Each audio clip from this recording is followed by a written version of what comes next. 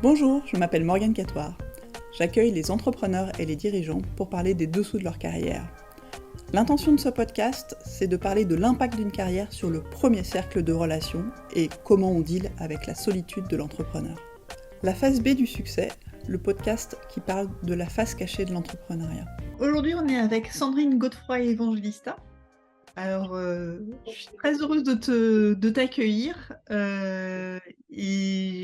J'avais hâte de discuter avec toi parce que tu as un passé et un présent professionnel extrêmement riche. Et j'avais vraiment hâte de discuter avec toi de tout ça. Comment vas-tu? Plaisir partagé. Je suis ravie d'être là avec toi également. Alors, aujourd'hui, tu as trois grandes casquettes et j'avais envie de te poser la question un peu différemment de, des autres personnes que j'ai interviewées, parce qu'aujourd'hui, tu es chargée de mission innovation pour le ministère de la Transition écologique, administratrice de plusieurs entreprises, et tu es aussi coach voilà, pour les solopreneuses, dirigeantes et managers. Avec ta casquette booster le leadership et une notion d'écologie derrière importante pour toi, c'est ce que j'en ai compris. Et j'avais envie de te poser la question plutôt, c'est quoi ton rapport à l'entrepreneuriat et comment toi tu y es arrivé et voilà, qu'est-ce que t'as appris de tout ça et de tout ton parcours? La question est vaste. C'est ça. Commencer en fait, parce que ça n'a rien à voir avec le travail, mais en fait, c'est essentiel dans ma vie. Je suis née en Côte d'Ivoire. Ok. J'ai grandi en Afrique, parce que mes parents étaient expatriés. On a beaucoup voyagé dans les pays d'Afrique centrale, Afrique de l'Ouest, Madagascar, les Antilles, la Réunion. Et en fait, quand tu grandis dans un environnement comme ça, la particularité, c'est que tu comprends très vite en tant qu'enfant qu'il faut que tu t'adaptes parce que tu es toujours l'étranger de quelqu'un. Ok. Et, et donc, depuis toute petite, en fait, j'ai appris, parce que c'est une question de survie quand tu es enfant, pour pouvoir s'intégrer, j'ai appris à observer les codes implicites et à les décrypter complètement inconsciemment, évidemment. Quand tu es enfant, tu fais ça parce que tu n'as pas le choix, en fait. Ça fait partie des contraintes, entre guillemets, qui sont là, puis que tu introgères. Et euh, c'est quelque chose. Donc, je suis rentrée en France avec mes parents. J'avais, à l'adolescence, j'avais 12 ans. Et donc, j'étais française de nationalité, mais en fait, j'avais aucun code de la France. J'avais les codes des Français à l'étranger, ce qui est vraiment différent. Ça n'a rien à voir avec la culture française. Et donc, ça, c'est cette capacité de me fondre finalement dans des environnements très différents, de concilier des postures, des fonctions qui sont considérées comme même parfois aux antipodes. C'est quelque chose que j'ai depuis toute petite et que après j'ai remis dans finalement dans toutes les sphères de ma vie parce que ça fait partie de moi, c'est constitutif de mon identité finalement, tu vois. Et donc la dimension humaine, évidemment, elle a toujours été très présente pour moi de par le fait que j'ai été immergée très jeune dans le multiculturel. Ouais. Et puis, la dimension développement durable, elle est arrivée aussi très, très jeune, puisque mon père était ingénieur agronome et travaillait sur le développement durable dans le domaine de l'agriculture. Ok. Donc, c'était dans mon ADN naturel. Et donc, au fil de mon parcours professionnel, quand à un moment donné est venue la question du sens et que j'ai cherché après les 30 premières années de ma vie où j'étais, j'ai envie de dire, sur une voie méritocratique de succès assez traditionnelle finalement, grande école, premier poste, deuxième poste, troisième poste, t'enchaînes, tu prends des fonctions de manager, de directrice, de dirigeante. Euh, et puis à un moment donné, la question de sens s'est posée. Assez naturellement, ces morceaux sont revenus. Et au début, je savais pas bien quoi en faire parce que je voyais pas vraiment comment intégrer toutes ces dimensions de moi-même. Elle, elle s'est présentée à toi comment, cette question du sens? Qu'est-ce qui fait que tu as été obligée de mettre le nez dessus? Alors, mon corps, vers l'âge de 33 ans, m'a dit clairement que voilà, il y avait quelque chose qui allait pas. J'avais à l'époque un très beau poste dans une société américaine où j'avais des grosses équipes. Genre, je manageais 600 personnes. Comme j'ai l'habitude de dire, j'avais un gros poste, une grosse voiture, un grand bureau, une grande maison, un beau mari et un beau fils. Et en fait, j'étais tous les matins en train de pleurer dans ma voiture quand je partais au travail, sans comprendre ce qui se passait, hein, parce que objectivement, je cochais toutes les cases de la réussite. Et pour autant, je n'étais pas du tout heureuse, mais je comprenais vraiment pas. J'étais vraiment dans une non-compréhension de qu'est-ce qui était en train de se jouer, parce que finalement, on ne nous parle pas de ça, quoi. C'est, tu sais, la plupart des gens passent toute leur vie, même, souvent, à essayer de cocher des cases. Donc, tant que tu n'as pas coché toutes les cases, en fait, ça n'apparaît pas. C'est ça. Et moi, j'ai été peut-être un peu plus vite que tout le monde, parce que vers l'âge de 33 ans, j'avais coché toutes les cases. Finalement, tu sais, quand tu te dis, quand je serai grande, j'aurais fait ça, ça, ça, ça, ça, ça, ça. Okay. Alors, j'avais fait ça, ça, ça, ça, ça, ça, ça, mais pour autant, il y avait un énorme vide, en fait. Et je comprenais pas du tout ce qui se passait. Par contre, je pense que ce qui m'a vraiment sauvée, mais quand je dis sauvée, c'est pas un mot hasard, hein, c'est vraiment, euh, j'ai envie de te dire, j'ai évité vraiment, vraiment le burn-out de pas beaucoup, je pense. C'était vraiment sauvé au sens physiologique du terme. Euh, c'est qu'en fait, mon intuition me disait, il faut que tu t'en ailles de ça, il faut que tu t'en ailles de ça, il faut que tu t'en ailles de ça. Même sans comprendre, vas-y, saute dans le vide, on verra bien après, quoi. Mm. Et j'ai eu le courage, qu'il en fallait beaucoup, pour laisser tout ça, finalement. De sauter dans le vide et puis ben, du coup de divorcer en même temps parce que mon ex-mari il avait signé pour le contrat précédent, pas pour Cette celui version-là d'après. de soi. Ouais, c'est ça. Ouais, c'est ça, exactement. Donc ben voilà, donc je me suis retrouvée à 33 ans en ayant démissionné d'un poste énorme avec mon fils de 6 ans, une entreprise. J'avais jamais géré d'entreprise, mes parents étaient fonctionnaires, donc tu vois, puis quand tu es dans des postes à haute responsabilité, des postes exécutifs corporate, comme j'avais, tu as des gens pour tout faire. Hein. Tu as un directeur financier, tu as une direction de la com, une direction marketing. Donc, te retrouver plongé dans l'entrepreneuriat, c'est même plus un saut quantique, quoi. C'est, voilà, en fait, tu te rends compte que finalement, c'est pas rien faire, mais que ton rôle parce que finalement, à ces postes-là, ce que tu sais faire, c'est manager. Mm. Et c'est un vrai travail à plein temps, développer de la stratégie, etc. Mais sauf que quand tu te retrouves à ton compte, ben, ces compétences-là, elles sont plus du tout utiles puisque tu as toi à manager. Et dans un premier temps, et c'est tout. Et en fait, tu sais rien faire de ce dont tu as besoin en tant que chef d'entreprise, quoi. C'est comme tu découvres vraiment complètement un autre univers, un autre monde, un autre métier. Donc, ça a demandé vraiment beaucoup de courage. Et c'était quoi cette entreprise que tu as débutée à ce moment-là? Alors, ma première entreprise, parce que j'en suis à la troisième. Et la troisième, actuellement, c'est la version, c'est la version 3, on va dire, améliorée de la première. Mais je suis toujours sur le même ADN. Cette société, c'était une société de conseil qui s'appelait Keep Open, qui était une société de conseil en innovation et en transformation numérique, mais pas que, des hommes et des organisations. D'accord. C'est une société que j'ai eue pendant 7 ans, qui a été en super hyper croissance pendant 5 ans. Et je pourrais y revenir, parce que je n'étais pas préparée non plus à ça. Et puis qui après s'est cassé la gueule parce que j'ai mal géré et qui a fini en liquidation judiciaire. Donc après, j'ai créé une deuxième société beaucoup plus petite parce que je voulais plus.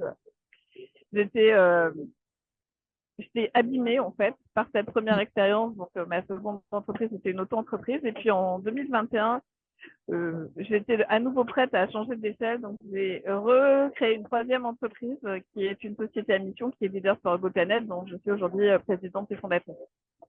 Ok. Cette société, donc tu disais la V1 en fait de Leaders, elle est partie donc en hyper croissance et tu t'y attendais pas, c'est ça que tu disais.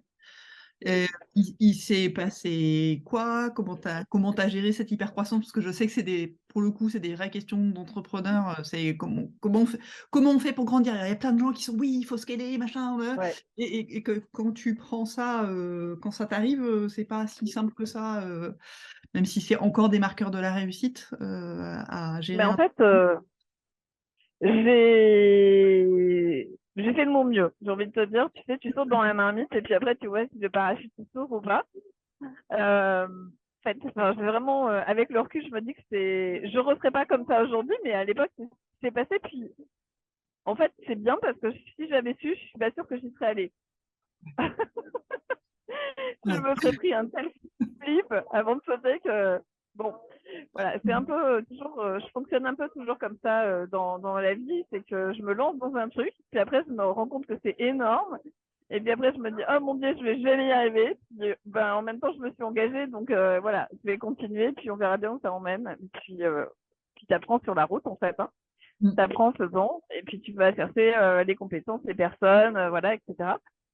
Euh, euh, donc, l'hypercroissance, en fait, elle a eu lieu parce que j'ai rencontré, c'était vraiment une rencontre par hasard, parce qu'en fait, entre mon divorce, mon départ de mon poste de dirigeante et la création de mon entreprise, je m'étais dit, c'était l'été et j'avais pas envie, c'était le premier été où j'avais pas mon fils, un mois, qui était chez son père. Et du coup, je m'étais dit, j'ai besoin d'un break vraiment et j'ai besoin d'un avant, un après. Donc, je vais partir en Afrique, je vais retourner en Afrique et je vais partir faire une mission humanitaire là-bas. Donc, je suis partie un mois au Burkina Faso pour accompagner les femmes dans la micro-entreprise pour la création d'entreprises, par exemple, avec des produits à base de karité, de micro-entreprises pour l'éducation des enfants, tu vois, des sujets comme ça qui, moi, me touchent profondément et dans lesquels je suis engagée depuis très longtemps. Et donc, par hasard, au Burkina Faso, j'ai rencontré le patron d'un grand groupe français d'hôtellerie de luxe. Ouais. Mais vraiment par hasard, hein, c'est-à-dire que d'ailleurs, je savais même pas ce qu'il faisait dans la vie. On a beaucoup échangé, puis on a eu un bon fit. Puis à un moment donné, il m'a dit, ben écoutez Sandrine, en fait, j'aimerais bien qu'on se revoie dans un cadre professionnel, parce que il faut que je vous parle d'un programme. Je cherche mon bras droit pour ça, et je pense que ça pourrait être vous et votre entreprise. Je dis, mais mon entreprise, elle n'est pas encore créée, en fait. Là, vous voyez, je suis en break, voilà, je suis en break et ils me disent non, mais ça peut attendre 6 mois. De toute façon, il faudra passer par un processus d'appel d'offres, tout ça. Mais c'est avec vous que je veux travailler, je vous expliquerai, voilà. Et donc, du coup, je suis rentrée en France, j'ai créé mon entreprise, je suis passée dans les référencements en même temps que je créais mon entreprise, que je démissionnais, tout ça, que je m'installais. Et puis, bah, du coup, ça s'est fait et j'ai commencé à accompagner avec mon entreprise. On avait donc 180 managers, 180 hôtels, 180 directeurs d'hôtels dans tous les pays d'Afrique centrale, de l'Ouest, Maghreb, Moyen-Orient, Asie-Pacifique. Euh, du coup, bah, il a fallu que je recrute en fait de dingue. J'ai recruté. J'ai recruté 100 personnes la première année. La mission, Et je c'était me d'accompagner ces directeurs à mieux gérer leurs équipes, c'est ouais, ça? c'était un grand programme qui s'appelait People Planet Profit. Oui. D'ailleurs, j'en ai fait le nom de ma méthode exclusive maintenant parce que, en fait, il y a vraiment, enfin, ça m'a vraiment connecté justement sur ces trois piliers qui sont mon ADN profond.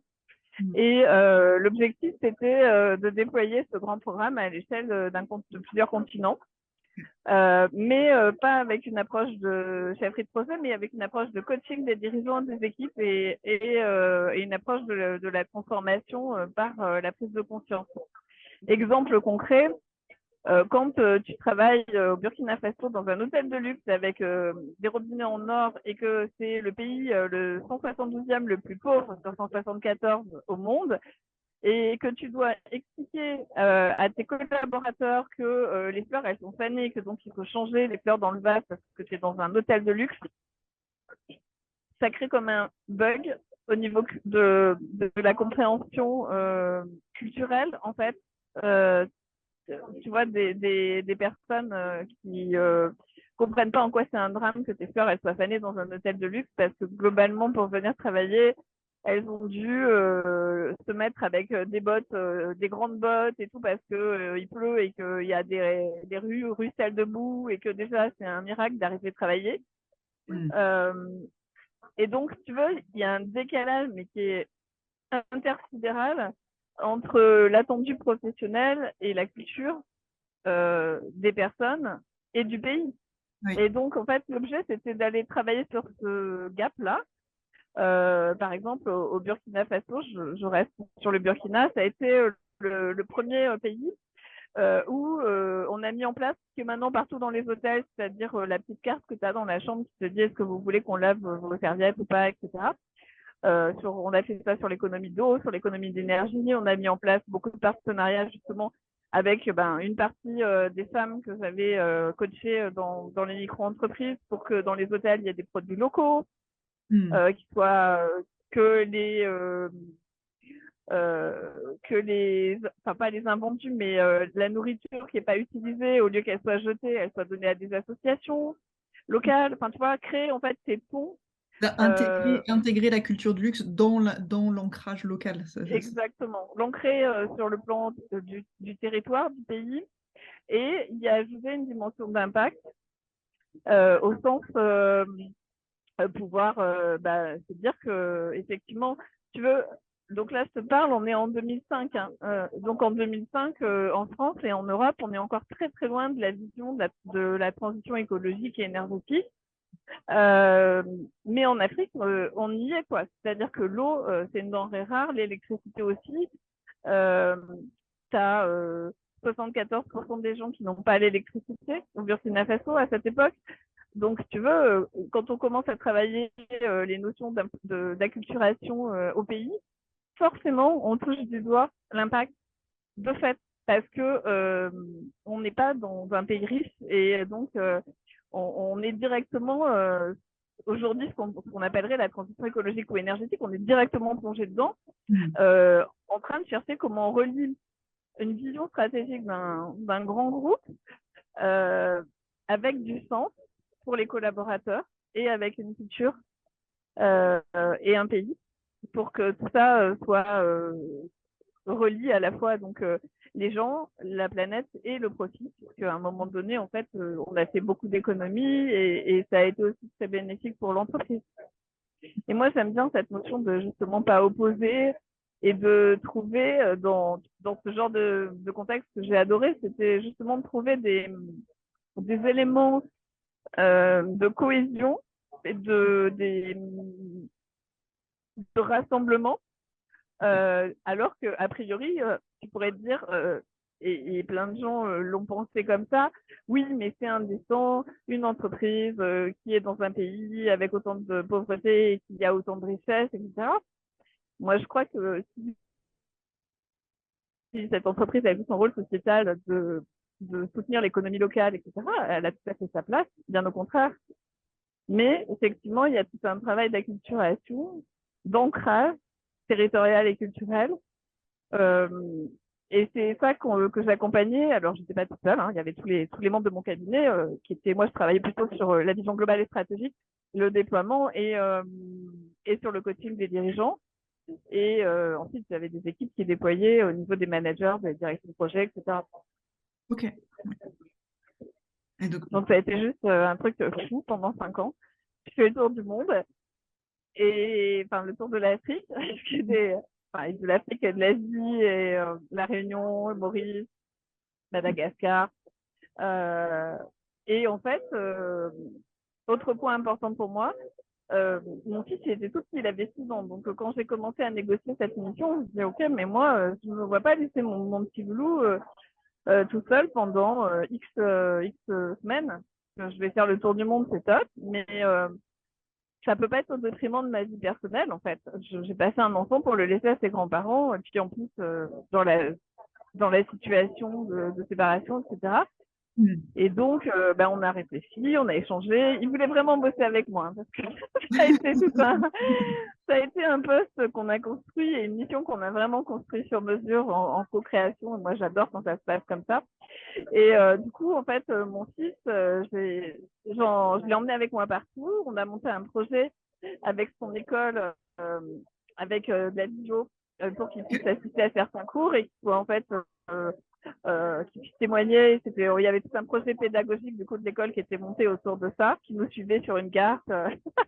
Ah, t'as utilisé ton projet Ouais, entrepreneurial pour le mettre au service de ton fils et pouvoir pousser ouais, aussi. Ouais, ouais. ouais. Et l'employeur de ma société, enfin le contrat, en fait, il mettait à disposition dans chaque pays une nourrice pour le garder. Et puis souvent, en fait, les directeurs d'hôtel avaient des enfants. Et donc, quand c'était le cas, Florent allait à l'école avec les enfants. Et donc, il a fait plein d'écoles dans le monde. C'est juste drôle. Donc, il était tout fier avec son passeport, ses tampons sur son passeport et tout. Bon, voilà. Maintenant, il a plus envie de voyager. Il a 22 ans. Il est hyper sédentaire. C'est très drôle. Je me dis, bon, j'ai Retour. dû trop le faire voyager petit. Donc, c'était vraiment, voilà, c'était vraiment un moment fondateur de ma carrière parce que l'aliment s'est fait. Et il n'était pas question pour moi de négocier un des morceaux de mon identité. C'était non négociable. C'était mon entreprise, mon business, mon fils, moi, le sens. Et c'était pas où, c'était et. Et en fait, tu vois, souvent maintenant, je vois, on me dit, mais en fait, c'est pas possible de et tout. Mais je me suis pas posé la question de savoir si c'était possible ou pas. C'était non négociable pour moi. Mm. Donc, c'était pas possible ou impossible, c'était une évidence que ça serait possible. Et que si c'était pas possible à cet endroit-là, mais ça serait possible à un autre endroit. Et que c'était OK, quoi. Ok. Oui, en même temps, tu sortais de cette période où tu t'avais coché toutes les cases et Et ouais, ça t'apportait que du vide. Et là, tu te dis, OK, comment je fais avec ce que je suis, ouais. ce dont j'ai envie pour organiser le reste autour de En moi. global, en fait, ouais. Ouais. Ouais. Et alors, au bout de 5 ans, évidemment, ce qui devait se passer, ça s'est passé, parce que j'avais pas développé d'autres clients. J'avais pas le temps. Je savais très bien que j'étais actrice, parce que quand t'as qu'un client, t'es en dépendance grave de ton client. Mais j'avais un biais d'optimisme qui me faisait dire oui, ça va aller. Et mon directeur sponsor s'est fait sortir de son board au bout de 5 ans. Et puis, moi, j'étais associée comme étant son bras droit, donc la boîte s'est fait sortir de la société dans la foulée, dans la même journée, avec un avoir de 500 000 euros, avec des personnes recrutées exprès pour des missions qui, du coup, n'étaient pas staffées. Donc là, je me suis effondrée psychologiquement parce que c'est. En fait, tu vois, dans ma carrière jusqu'à ce moment-là, comment dire, euh, j'étais dans une spirale de réussite sans me poser la question de savoir comment je faisais pour réussir. Ok. Parce qu'en fait, quand tu réussis, tu te poses pas la question de savoir est-ce que tu réussis pas ou pas. T'es donc, t'avances, t'avances, t'avances. Puis ça te semble même très normal, en fait. Tu vois. Donc, je me suis laissée aussi embarquer là-dedans dans l'hypercroissance de mon entreprise. Et ça rejoint ta question. C'est que comment on fait? Ben, en fait, on se prépare psychologiquement. Parce qu'une hypercroissance, ça dure pas. Et parce que une hypercroissance, c'est 90% de mindset et non, peut-être pas, 80% de mindset et 20% de delivery. Ok.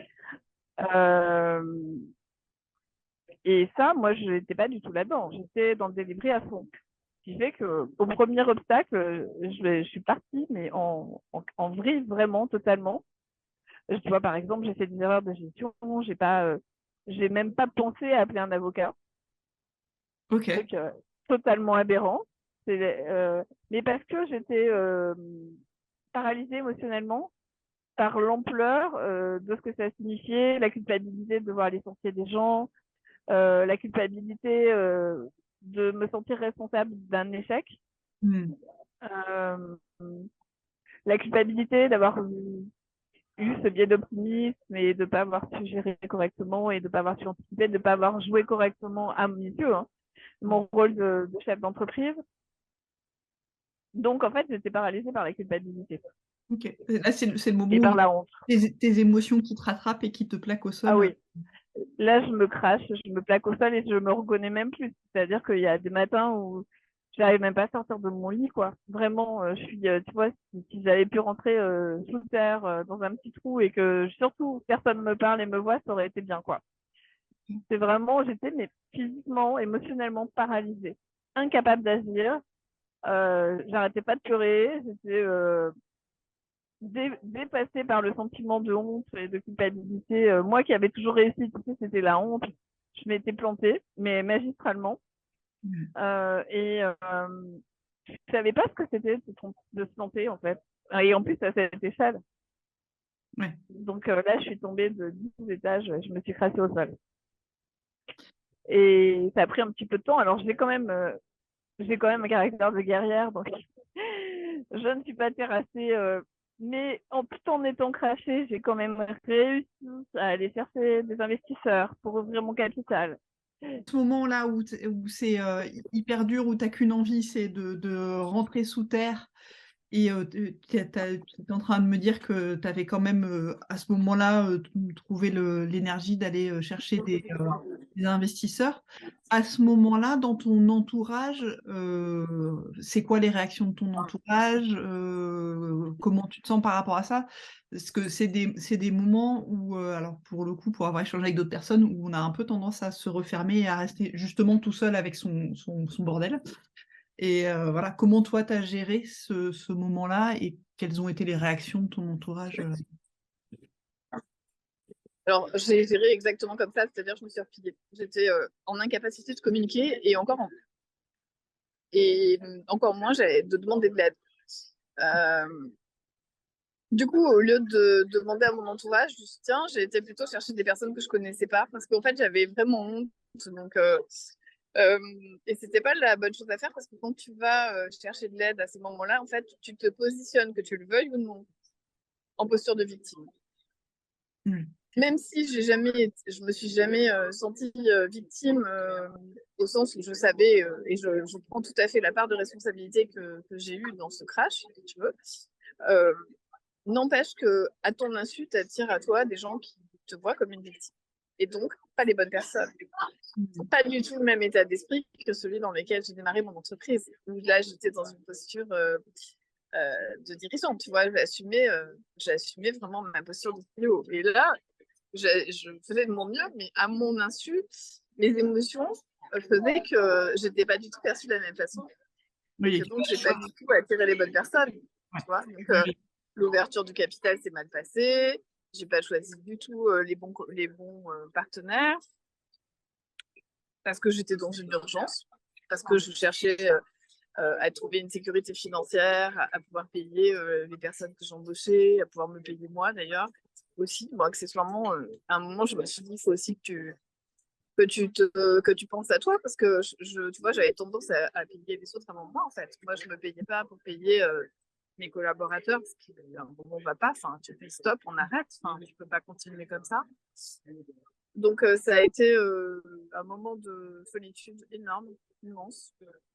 Et dans mon entourage, j'avais pas non plus d'entrepreneurs. Donc, dans mes amis, il y a plutôt des personnes qui sont des femmes dirigeantes, mais c'est pas du tout le même mindset. T'as d'autres pressions, hein. C'est pas forcément plus facile, mais c'est juste complètement différent. C'est-à-dire que c'est moins une affaire personnelle que quand c'est ton entreprise, en fait. Puis t'as pas la même responsabilité légale, accessoirement, parce que quand c'est ta boîte, moi j'étais mandataire social, hein, donc j'étais redevable sur le plan juridique de la pérennité de ma boîte, les dettes, enfin tu vois, t'as la responsabilité qui va avec ça. Donc, de toute façon, à la fin, si tu payes pas tes charges, tes impôts, machin, ça se passe pas bien. Et c'est toi, en tant que personne intuitive personnelle, qui est Irresponsable. juridiquement responsable devant la loi. Donc, c'est une pression qui est en plus de la sensation de culpabilité et d'échec personnel de ne pas y arriver. En plus, tu te prends dans la tête aussi toute la dimension juridique qui est associée, qui est quand même pas tendre du tout pour les entrepreneurs. Hein. Ouais. Pour l'avoir vécu, c'est pas fun, quoi. Donc, il faut aller négocier. Donc, j'ai quand même trouvé l'énergie, je sais pas bien comment, je pense un instinct de survie, tu vois, qui se réveille. Comme on me disait, t'as du courage. En fait, j'ai pas le choix, j'ai un gamin, faut qu'on bouffe. Enfin, tu vois, il y a un moment, il y a un principe de réalité. Même si des fois, je mettais un peu de temps à me lever le matin, voire beaucoup de temps à me lever le matin, il y a un moment où je me secouais et me disais, bon, allez, vas-y, mais en pilote automatique, quoi, genre en mode survie, tu n'as pas de choix là, il faut que tu traverses, faut que ça passe. D'une façon ou d'une autre, il faut que tu y arrives, quoi. Donc, pour aller négocier avec la banque, négocier avec URSSAF, négocier avec tout le monde, en fait, expliquer à tes fournisseurs que tu ne vas pas pouvoir les payer, expliquer à tes collaborateurs que les missions, elles n'ont pas été payées et que donc tu ne peux pas les payer. Le truc que je ne souhaite vraiment à personne, quoi. Où à chaque décision que tu prends, il n'y a pas de bonne décision, il y a la moins pire. Donc, tu passes ton temps à prendre les moins pires, tu vois. Enfin, celles que tu estimes éthiquement les moins pires. Donc, tu dois choisir entre si tu payes ça ou si tu payes ça, si tu payes machin ou si tu payes truc, si tu payes ton prêt ou ton loyer à toi ou si tu payes tes collaborateurs. Enfin, horrible. Horrible. Et puis, il y a ta déception à toi et il y a toute la déception et le poids, effectivement, de tes collaborateurs qui comptaient sur toi, qui avaient confiance, qui... Ouais, c'est ça. C'est-à-dire que là, tous les gens te renvoient. Mais en fait, moi, je te faisais confiance. Oui, mais... Et à ce moment-là, je me suis laissée embarquer là-dedans parce qu'avec le recul, ce que j'ai aussi envie de dire aux entrepreneurs, c'est attention, moi je suis vraiment rentrée dans ce triangle de sauveur en disant oui, c'est vrai, en m'auto-flagellant de oui, c'est vrai, je suis responsable, etc. Néanmoins, quand tu es collaborateur dans une entreprise, tu as aussi ton libre arbitre. Si tu penses que la boîte elle est à risque parce que tu as qu'un client, c'est aussi de ton devoir de le dire et ou de ton devoir d'en partir si tu penses que toi-même tu es à risque. Ça, c'est ma vision d'aujourd'hui, tu vois. Mais à l'époque, quand tout va bien, quand tu sais, quand tu es en hyper-croissance, en fait, les gens, ils ont les étoiles dans les yeux, tu représentes la réussite, le succès, l'argent, clairement. En fait, tu attires à toi des gens qui viennent chercher ça. Et donc, quand ça se passe pas bien, c'est pas pour ça qu'ils ont signé. Mais en s'accrochant au wagon, ils n'ont pas pris la responsabilité qui rentrait dans une entreprise qui n'était pas une multinationale hyper sécure et que donc il y avait aussi un risque, en fait. Il y avait le revers du succès. Je crois qu'il y a toujours le revers du succès, en fait. Je connais pas d'entreprise, mais j'ai beaucoup échangé avec plein d'entrepreneurs après. J'en connais pas qui ait fait des hypercroissances et qui n'est pas à un moment donné chuté en hypercroissance. À un moment de l'hypercroissance, tu peux pas tenir en hypercroissance.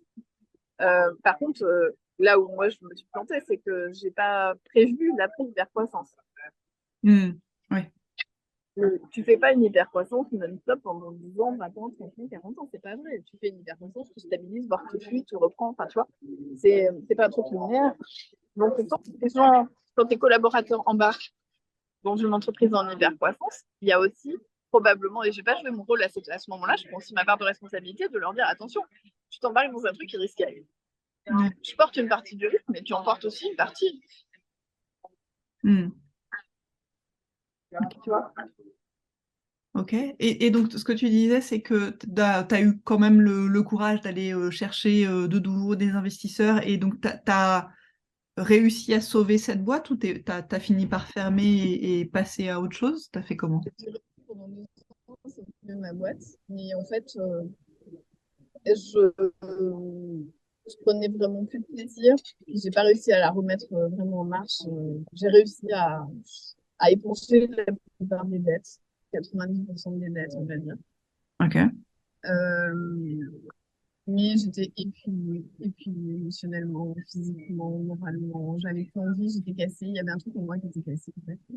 Et donc, au bout de 2 ans, j'ai décidé, 2 ans après, j'ai décidé, une fois que les 90% des dettes étaient remboursées et que donc, je pouvais me regarder dans une glace en me disant, OK, voilà, je me suis plantée, mais néanmoins, j'ai quand même été au bout du truc et j'ai réussi à, à tenir la plupart de mes engagements. J'ai mis la boîte en liquidation judiciaire.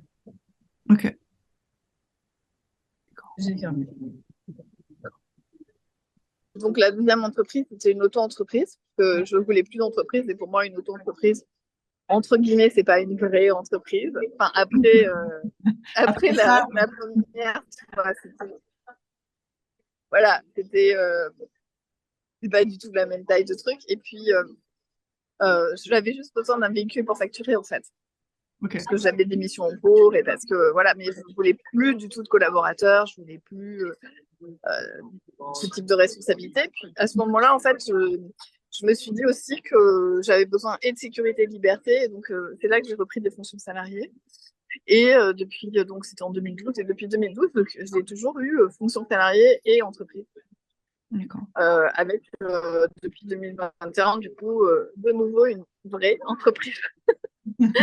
Avec déjà, aujourd'hui, j'ai une dizaine de consultants dans l'entreprise. Voilà, en fait, pour moi, la différence de vraie entreprise, c'est le fait d'embarquer des gens, de pas être seul, quoi. Parce que quand tu es seul, bon, tu te plantes, okay, tu t'en veux à toi-même, mais voilà, j'ai envie de dire, c'est entre toi et toi que ça joue, mais à partir du moment où tu embarques des gens dans l'aventure, ben là, la responsabilité, pour moi, n'est plus du tout la même, quoi. Mm. Et Gens donc, qui sont en confiance. depuis 2021, tu as réembarqué des gens, donc c'est ta V3 de ton entreprise, c'est là? Ouais, Ouais. oui, parce que, en fait, assez naturellement, donc, je travaille avec quelques solopreneurs et entrepreneurs en tant que moi, coach de dirigeants Mm. et de dirigeantes. Mais le gros du travail de leader sur la Good Planet aujourd'hui, c'est d'accompagner le secteur privé et public. Donc, il faut être sous coaching individuel, du coaching d'équipe, du coaching collectif et du coaching d'organisation. Et tout ce qui est test psychométrique, c'est-à-dire test de personnalité, de haut potentiel, etc., pour détecter notamment au niveau management de ses dirigeants et associations comment ça va se passer justement en phase d'hypercroissance, dans des phases d'accélération. Euh, et donc, c'est pas moi qui fais ces missions. Moi, mon job, c'est de les coordonner. Mm. Et Ok. j'ai 20% de mon temps qui est dédié à coacher des dirigeants et en plus de la coordination des missions et du recrutement des consultants. D'accord. Euh, Tu disais que pendant toute cette période, et notamment la période d'hypercroissance et le crash, tu étais toute seule et tu avais fait le choix en même temps de surtout pas en parler et que c'est après coup que tu as pu aller en parler avec d'autres personnes. Euh, et que effectivement, ton environnement, c'était plutôt des dirigeants d'entreprise, mais pas propriétaires de leur structure. Euh, qu'est-ce que toi, t'en as... Enfin, si tu devais le refaire, comment tu t'entourerais? Comment tu gérerais cette phase? Qu'est-ce que tu as appris de toi et de comment gérer les choses pour justement rester les pieds sur terre et... Alors déjà, clairement, je me ferai coacher. Parce que je me suis fait coacher avant, je me suis fait coacher après. Mais en fait, il y a besoin d'un espace. Et en fait, quand je dis je me ferai coacher, je me ferai pas coacher par n'importe quel coach. Je me ferai coacher par quelqu'un qui a déjà géré de l'hypercroissance, qui a déjà été dirigeant d'entreprise. Donc, je fais un mélange coaching-mentoring avec quelqu'un qui est capable de me dire attention, là, tu ne prends pas la bonne décision. Attention, là, tu es à risque. Attention, qu'il soit à la fois une vision de coach, dans le sens où il ne va pas t'expliquer ce que tu dois faire, mais aussi avec une expertise métier et une expertise de dirigeant très forte. Parce que cette pression à ce niveau-là, tu l'as pas vécu, tu peux la comprendre intellectuellement, mais tu sais pas de quoi on parle. Donc, tu sais pas détecter les indicateurs qui sont vraiment vitaux pour la personne et pour l'entreprise. Donc, je pense qu'il y a vraiment... c'est ce que j'ai aussi compris quand j'ai décidé de garder mes deux casquettes, en fait, de dirigeante et puis enfin, de dirigeante au sens salarié du terme dans des grands groupes, dans des grandes institutions avec des grosses équipes, etc. et des grosses responsabilités, et ma casquette de CEO de ma boîte, c'est qu'en fait, je peux aller aujourd'hui accompagner des dirigeants dans les deux parce que je connais les deux et que j'ai touché du doigt ce que c'est que la pression. C'est pas du tout, c'est deux styles de pression différents, mais il y a de la pression, le vent souffle très fort, quoi qu'il arrive, à ces deux niveaux.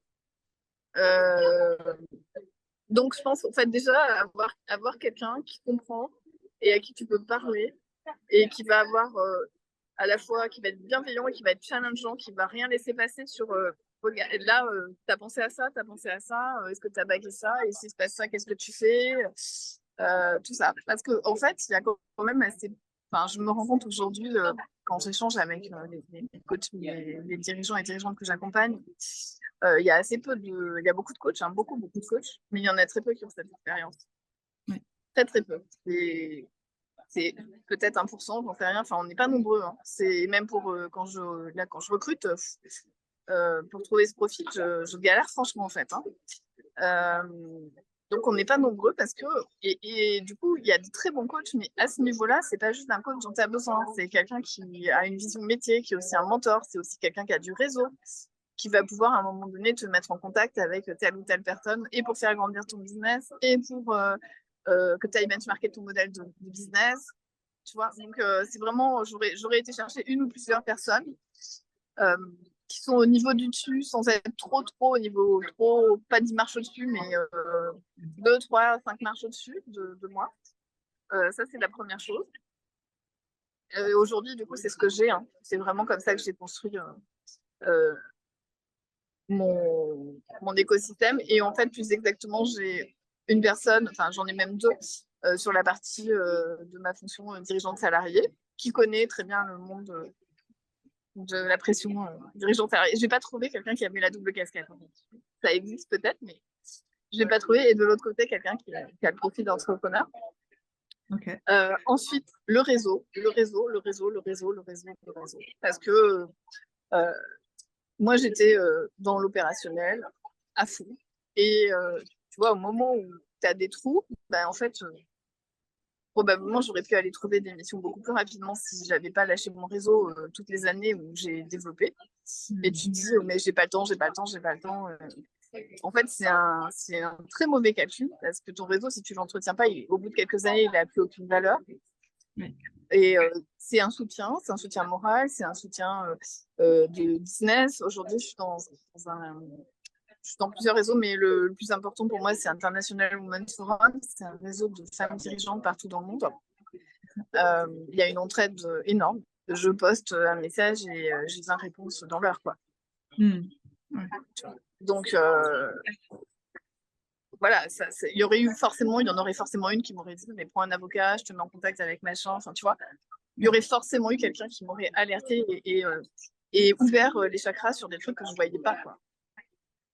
Donc ça, c'est la deuxième chose qui me semble très importante, le réseau. Et puis, après, déjà, quant à ça, je pense que déjà, tu es bien, hein, tu es stable. Hein. Mais pas, tu vois pas le réseau au sens les gens que tu vois avec qui tu dois faire ce que j'appelle du Windows dressing, genre oui, tout va bien, pas ce genre de réseau, pas les réseaux d'affaires où tu vas vendre tes produits, tout le monde se montre sous son meilleur jour. Non, des vrais réseaux, des réseaux, il n'y en a pas beaucoup, euh, dans lesquels tu peux te montrer vulnérable, tu peux te montrer dans la réalité de ce que tu vis, quoi. Et pas dans l'affichage où finalement tu dois incarner une forme de pseudo-réussite pour avoir ta place.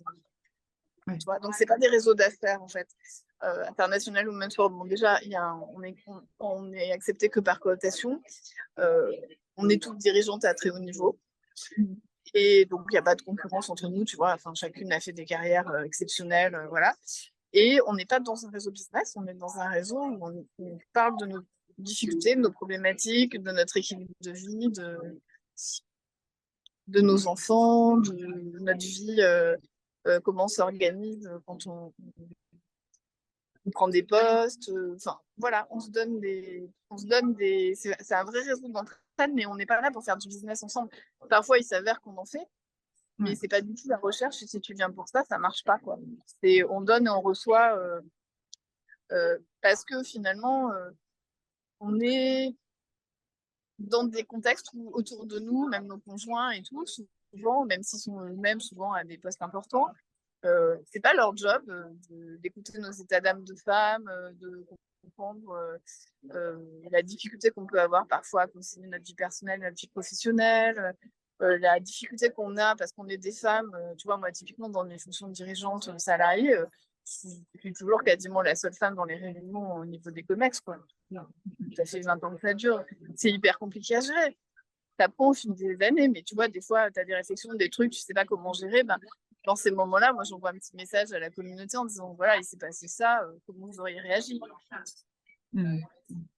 D'avoir du soutien de personnes qui peuvent vivre la même chose au même niveau que toi. Ouais. On se comprend, il y a un niveau de transparence et de bienveillance associé qui fait qu'on peut dire vraiment quand ça va pas, s'aider, demander des vraies choses et avoir du vrai retour et pas des trucs politiquement corrects.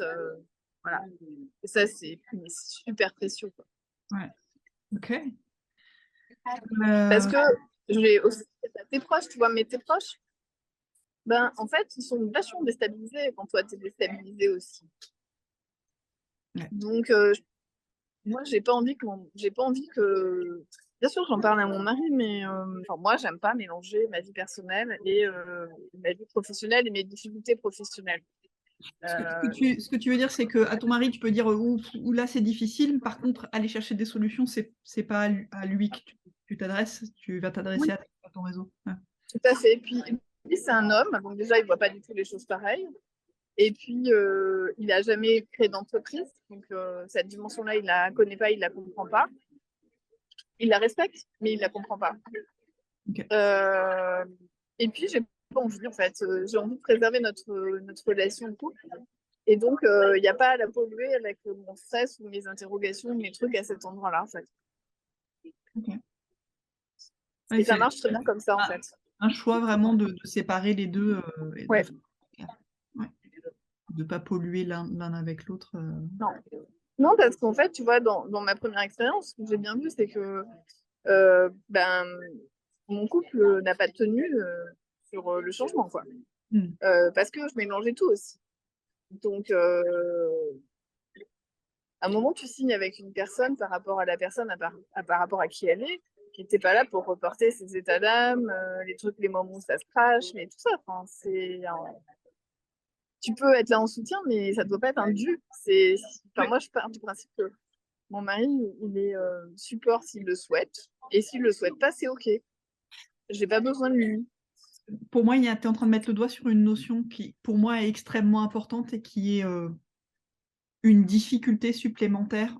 L'entrepreneuriat, pour moi, c'est un sport de combat, voilà, on va pas se mentir, et qu'il y a une difficulté supplémentaire qui vient se mettre sur le chemin des femmes sur ce sujet-là, qui est on a une culture dans laquelle les femmes sont prises en charge, et je mets des gros guillemets là-dessus, par leur conjoint, et il y a une espèce de demande de sécurisation, et alors elle peut passer par le matériel, par le moral, et en fait, toi, tu as fait le choix très conscient de séparer les deux, et qui permettent de préserver ton couple des perturbations de ton boulot, et vice-versa, parce que ce que tu dis de ton premier mariage, c'est effectivement, les perturbations de mon boulot. En fait, mon mari, il avait acheté la Sandrine qui a ce gros poste, et il n'a pas accepté qu'il y ait du changement. Et cette question-là, j'appelle ça prise en charge, mais parce qu'il y a un truc qui est coincé là. Il y a une espèce d'impossibilité d'évolution si ce truc-là n'est pas déconnecté dans la relation de couple. Très étonnant. Je ne sais pas si ça te parle. Oui. Ah si, ça me parle complètement. Et c'est vrai, comme tu dis, j'ai fait ce choix consciemment. Alors, je ne l'ai pas nommé comme ça, mais je l'ai fait vraiment consciemment. Ce que j'adore avec mon mari, et je lui dis souvent, c'est que, en fait, on est complets tous les deux. On n'a pas besoin de l'autre, on a envie d'être avec l'autre, mais on n'a pas besoin de l'autre. C'est-à-dire que, tu sais, pour moi, c'est l'image, si tu t'appuies contre un mur, et que le mur il te casse, ben tu te casses la gueule. C'était moi sur mon premier mariage. Mon deuxième mariage, c'est pas du tout ça. Si je suis pas appuyée sur un mur. On marche ensemble et on se complète et on se comprend, mais il n'est pas appuyé sur moi, je suis pas appuyée sur lui. Et du coup, c'est tellement de liberté, de plaisir, de joie de fonctionner comme ça que je veux en aucun cas que mon business, à un moment donné, vienne polluer cette relation-là. D'ailleurs, tu vois, de façon très pratique aussi, c'était important pour moi qu'on se marie en séparation de biens, que l'entreprise signe une décharge comme quoi ça ne lui appartient pas. Il est hors de question que si jamais je me plantais une deuxième fois, ça peut arriver, je pense pas, mais on ne sait jamais. Comme a dit mon expert comptable, c'est peu probable, mais compte tenu que tu t'es déjà planté, tu vois, quand t'apprends en fait. Mais je veux surtout pas que ça puisse impacter mon mari sous aucune forme que ce soit. Ouais, d'accord. Ça, Donc, c'est très clair pour moi, quoi. T'as décollé les deux émotionnellement et juridiquement, du coup. Ouais, tout à fait. Et ça fonctionne bien comme ça, en fait.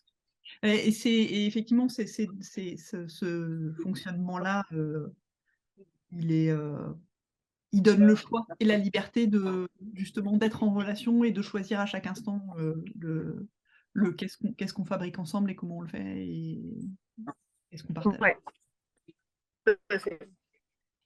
Yep. Je trouve que c'est important de parler parce que je vois dans les dirigeants et dirigeantes, c'est un vrai sujet, hein, le conjoint. Ouais. Et c'est un vrai sujet souvent assez mal géré quand même. Alors moi, ce que je constate, c'est souvent, il y a un premier essai, un crash et une reconfiguration différente, souvent avec une deuxième personne ensuite. Et que c'est beaucoup plus conscient chez les femmes, par contre, que chez les hommes, ce sujet-là, évidemment. Oui. Yep. Est-ce que tu as des actualités que tu as envie de partager? Ah, alors, j'ai une actualité pas tout à fait proche, mais quand même, qui va arriver vite, au mois de juin.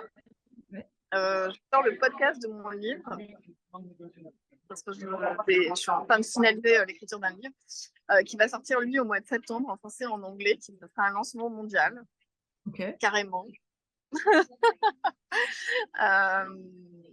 Et ce livre, il s'appelle La Nouvelle Élite. Il sera publié aux éditions Bibi for Books, qui est un éditeur, une éditrice, d'ailleurs, belge, parce que je voulais un truc plus grand que la vision franco-française habituelle. Et en fait, c'est un livre sur ma vision du leadership au féminin. Quand je dis ma vision, c'est parce que en fait, il s'appelle La Nouvelle Élite. Quand j'ai trouvé ce titre, à chaque fois que je dis le mot élite, on me dit « Oh là là, mais c'est horrible ce mot élite ! Tu te rends compte, l'élite, c'est l'argent, le pouvoir. » Oui, l'élite, c'est l'argent, le pouvoir, les études, traditionnellement. Mais moi, je crois qu'en fait, la nouvelle élite, ce sont toutes les femmes sans exception, qui ont conscience qu'aujourd'hui, effectivement, il y a une élite qui existe de pouvoir et d'argent. Aujourd'hui, tu peux aussi y accéder quand même avec des diplômes, mais admettons que tu sois ni dans le pouvoir, ni dans l'argent, ni dans les diplômes, que tu coches aucune des trois cases. En fait, tu as la conscience de quel impact tu as sur le monde et comment tu te positionnes, notamment grâce aux réseaux sociaux. En fait, on arrive à quelque chose de très horizontal où chacun peut prendre sa place et peut marcher sa parole. Et ça, c'est quand même un truc de dingue dans la possibilité partout dans le monde en plus. Je vois des femmes africaines, je vois des femmes, tu vois, qui étaient spontanément, qui sont à des années-lumière de ça, qui se positionnent.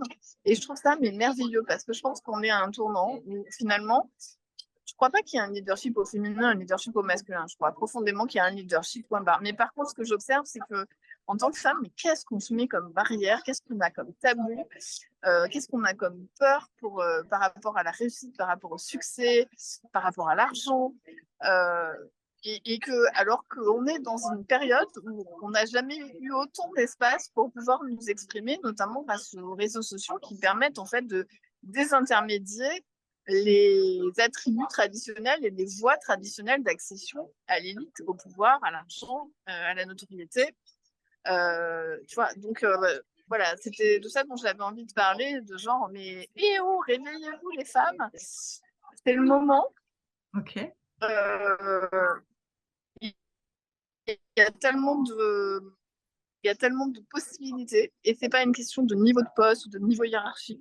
Quand on me dit ah oui mais moi tu vois je peux toi mais toi t'es coach de dirigeant, moi je ne suis pas une leader. Non mais moi j'ai envie de hurler quand on me dit ça, je ne suis pas une leader. Toutes les femmes potentiellement sont une leader. Quand t'es maman, tu vois, t'as pas entre guillemets de travail. Mais c'est pas vrai, t'as un travail hyper important. T'es en train d'éduquer tes enfants à devenir des citoyens de demain. T'es leader. C'est une forme de leadership, c'est-à-dire que tu leur inculques un truc, consciemment ou inconsciemment. Tu vois, voilà. À tous les niveaux, en fait, on a une part de leadership. C'est pas le leadership, c'est pas un truc réservé juste au cadre dirigeant, au manager, au chef d'entreprise. Voilà. Cette vision-là, pour moi, elle me semble archaïque, quoi.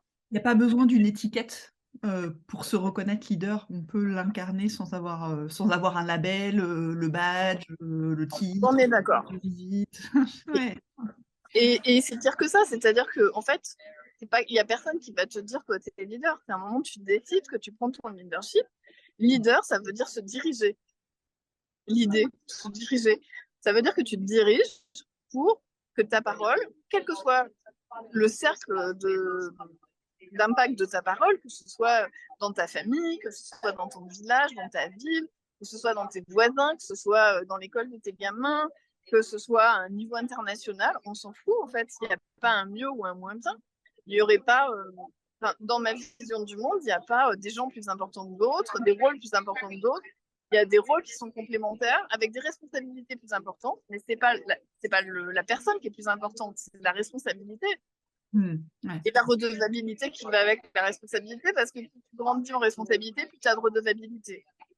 Ça, c'est un principe, tu peux pas avoir l'un sans l'autre, en fait. J'en parlais tout à l'heure quand je parlais de tu commences à manager, à avoir des gens, tu as plus de responsabilité, donc tu as plus de redevabilité nécessairement. Tu vois, tu as un plus grand impact en termes d'écosystème que tu touches à travers tes actions, mais voilà, il y a le revers de la médaille, il y a ça. Donc, j'ai envie de dire, le leadership, c'est pas une question de grandeur du cercle d'impact, on s'en fout. C'est la capacité de se dire qu'à un moment donné, tu fais les choses en conscience, dans une vision de pourquoi tu fais ça, avec un why qui est fort, et que ça, pour moi, c'est l'élite, en fait. C'est la nouvelle forme d'élite en dehors des schémas patriarcaux. Mais c'est pas une élite qui s'auto-place parce qu'elle a de l'argent, du pouvoir, etc. Mais c'est une élite, elle s'auto-érige élite.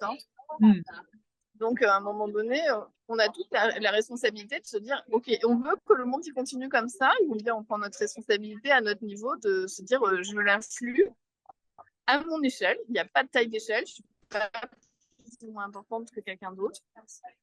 Et je prends la taille, le niveau qui est le bon pour moi. Il n'y a pas un meilleur niveau qu'un autre. Si moi, je suis à ce niveau-là, c'est OK. Et une autre, elle est à un autre niveau, puis une autre, elle est encore à un autre niveau. C'est super, en fait. C'est comme un puzzle, chacune prend sa place sur le puzzle. Si tu manques une pièce sur le puzzle, même si c'est la plus petite pièce du puzzle, il n'est pas complet. Ça ne fonctionne pas. Donc, sur un puzzle, tu as des grandes pièces, des petites pièces, mais à un moment donné, si tu veux avoir l'image globale, il faut que chacune prenne sa place sur le puzzle. Okay. Et pour moi, c'est ça la nouvelle élite. Donc, je pense être très active dans la presse et tout ça. Parce que là, je suis en train de caler la campagne de presse avec mes attachés de presse et tout, à partir de juin, juillet, et puis sur septembre. Voilà. Ce que tu disais, c'est ton livre en septembre et podcast à partir de juin. Ça sera quoi le en fait, podcast? J'ai interviewé dans le cadre de ce livre 21 femmes leaders avec des visions internationales, leaders à toutes les échelles. C'est-à-dire que je ne voulais pas que des CEO de grands groupes ou ça. Ça ne correspondait pas à ma vision du monde. Donc, tu as des artistes, tu as des journalistes, tu as des CEO de boîtes, tu as des femmes qui ne sont pas des postes de CEO, mais qui sont pour moi des vrais leaders parce qu'elles s'incarnent quelque chose. Et donc, quand j'ai fait cette interview, j'ai voulu le faire sous forme de table ronde parce que je voulais un dialogue. Je voulais initier un dialogue entre ces femmes. Donc, j'ai fait plein de tables rondes. Et je savais aussi que la matière, elle allait être hyper riche et que je ne pourrais pas tout mettre dans mon livre. Donc, je voulais garder une trace de ça. Et ça, c'est le podcast, en fait. Ok. C'est-à-dire que c'est la trace de tous les échanges que j'ai eus avec ces femmes et tous les échanges qu'elles ont eus entre elles, dont certaines idées j'ai repris pour mon livre. Il y a des choses que je reprends en citation pour le livre, mais pas tout. Et je trouve qu'en fait, c'est complètement complémentaire au livre, c'est-à-dire c'est un peu le backstage de comment ces femmes-là réfléchissent, qu'est-ce qu'elles se racontent entre elles. En fait, je voulais faire revivre en backstage ce que moi je vis justement dans mes réseaux de femmes, avec ce niveau de transparence, de bienveillance, d'engagement qu'on peut avoir entre nous. Hmm. Et je voulais le mettre en lumière. Ok. Le podcast, c'est ça. Donc, il y a 6 épisodes qui correspondent à 5 tables rondes, plus une interview de la sponsor du livre, parce que, en fait, j'ai un sponsor pour le livre qui est Natixis Wealth Management, qui est la partie gestion de fortune de la banque Natixis en France et au Luxembourg.